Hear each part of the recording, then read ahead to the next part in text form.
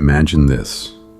You're living with someone who still smiles, still cooks, still works, but something inside her is dying quietly.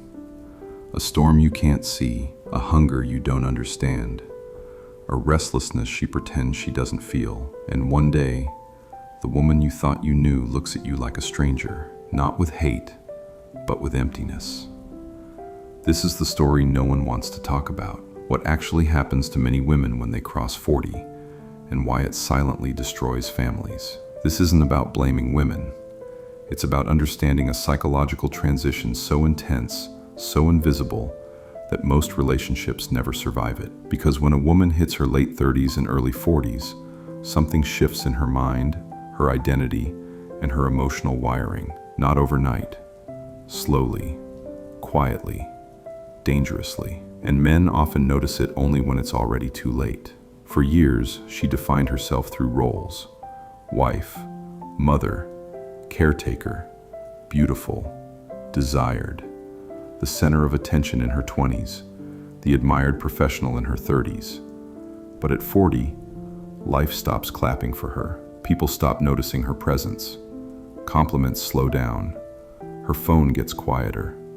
Her reflection feels unfamiliar. And suddenly, she doesn't know who she is without the validation she once received automatically. This is not vanity. This is identity collapse. Most men think their relationship died because of one fight, or one affair, or one argument. It didn't. It died long before that. The moment she started feeling nothing. Nothing from the routines that once made her smile. Nothing from the man who has been standing beside her for years. Nothing from the life she built with her own hands. And this numbness terrifies her. Because numbness feels like death, the slow disappearance of who she used to be. So she starts looking for anything that makes her feel alive again. When her inner identity collapses, something primal activates. The craving to be chosen again. Not loved, not appreciated, not supported. Chosen. Chosen the way she was at 25 when men looked at her like she was magic. Chosen in a way that proves she still matters, that she still exists, that she's still seen. And the painful truth is, a stranger's attention can feel more powerful than years of loyalty from her partner. Not because she loves the stranger, but because validation hits the exact wound she's trying to hide. Her brain is changing. Her priorities are changing. Her emotional receptors are changing. The tiny gestures that once made her happy now barely register. The love that once filled her heart now feels dull. The life she built starts looking like a cage rather than a home. This is not immaturity. It's biology mixed with fear. Fear of aging. Fear of invisibility. Fear of being average. Fear of losing the one thing society always praised her for: youth. A woman entering this emotional hurricane starts showing signs long before things explode. 1. She rewrites her past. She starts romanticizing old days, old lives, old versions of herself, as if everything in the present is holding her back. 2. New, liberated friends. Suddenly she's surrounded by friends who left marriages, who party again, who say, "You deserve more. You can still live. You aren't old." These words feel like oxygen to someone drowning quietly. 3. Obsessive comparison. Hours on social media, scrolling women who reinvented their lives at 40, wondering, why not me? 4. Radical physical changes. Gym obsession. 5. Emotional distance. Silence replaces warmth. Coldness replaces affection. She stops fighting, and that is the real danger.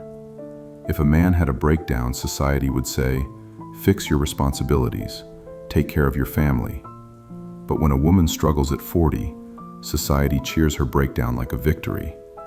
You deserve to be happy. Reinvent yourself.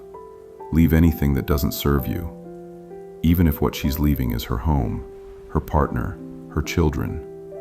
No one tells her that happiness built on escape rarely lasts.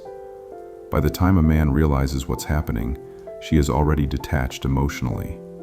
Not because she hates him, not because he failed her, but because her internal crisis drowned out everything else. You cannot compete with the war happening inside her. You cannot fix wounds she refuses to face. You cannot fight a ghost of who she used to be. Most men try to save the relationship only when the fire has already burned the house down. Here's the reality no one admits. She doesn't destroy the family because she's cruel. She destroys it because she's terrified.